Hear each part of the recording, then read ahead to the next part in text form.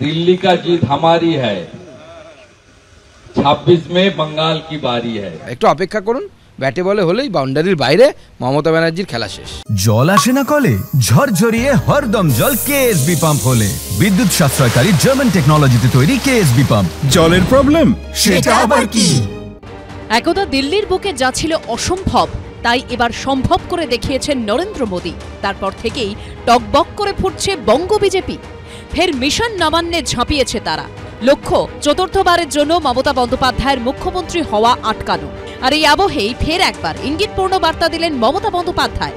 সোমবার পরিষদীয় দলের বৈঠকে আরও একবার বুঝিয়ে দিলেন দলের রাশ তাঁরই হাতে।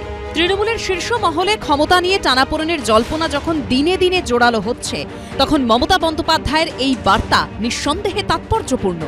দলের সাংগঠনিক রদবদল নিয়েও সোমবার তাৎপর্যপূর্ণ নির্দেশ দেন তৃণমূল নেত্রী। গ্রামীণ এলাকার জন্য অঞ্চল ও ব্লক কমিটি এবং শহরাঞ্চলের জন্য টাউন কমিটি নতুন করে গঠনের বার্তা দেন তিনি। বলেন, 25শে ফেব্রুয়ারির মধ্যে প্রতিটি পদের জন্য 3টে করে নাম অরূপ বিশ্বাসের কাছে তৃণমূল বিধায়কদের জমা দিতে হবে। বাকিটা তিনি নিজে দেখে নেবেন। তাৎপর্যপূর্ণ বিষয় হল 21শে জুলাইয়ের মঞ্চ থেকে রদবদলের প্রথম বার্তা দিয়েছিলেন অভিষেক বন্দ্যোপাধ্যায়। সূত্রের খবর, সেই সংক্রান্ত রিপোর্টও মমতা বন্দ্যোপাধ্যায়ের কাছে জমা দিয়েছিলেন তিনি। কিন্তু ইঙ্গিতপূর্ণ বিষয় হল, সোমবারের বৈঠকে সাংগঠনিক রদবদল প্রসঙ্গে অভিষেকের রিপোর্টের কোনো উল্লেখই করলেন না মমতা বন্দ্যোপাধ্যায়। যাতে ভাইপোর কাছে কেউ না যায়, মেসেজ ক্লিয়ার।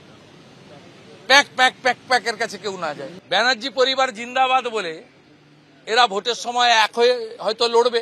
তবে এখন একটু আধটু তো আমরা খবর রাখি, একটু আধটু তো হচ্ছে। সরাসরি ঘরের লোক না হলেও বাকি তো কিছু কিছু জিনিস আমরা দেখতে পাচ্ছি, সেগুলো তো কিছু কিছু হচ্ছে।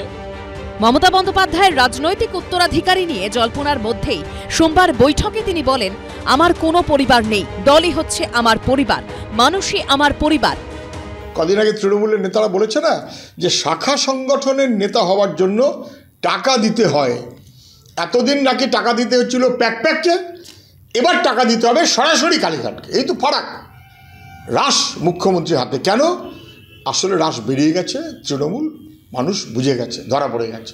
এ নিয়ে কোনো প্রশ্নের কোনো উত্তর দেবো না, গোটা বিষয়টাই সাংগঠনিক। তৃণমূলের শাখা সংগঠনগুলিতেও রদবদলের ইঙ্গিত দিয়েছেন মমতা বন্দ্যোপাধ্যায়। আশাবুল হোসেন, উজ্জ্বল মুখোপাধ্যায় ও রঞ্জিত হালদারের রিপোর্ট, এবিপি আনন্দ।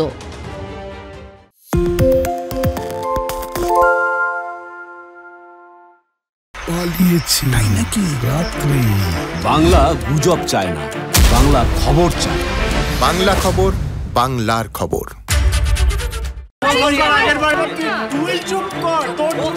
বাংলা ঝামেলা চায় না, বাংলা খবর চায়। বাংলা খবর, বাংলার খবর।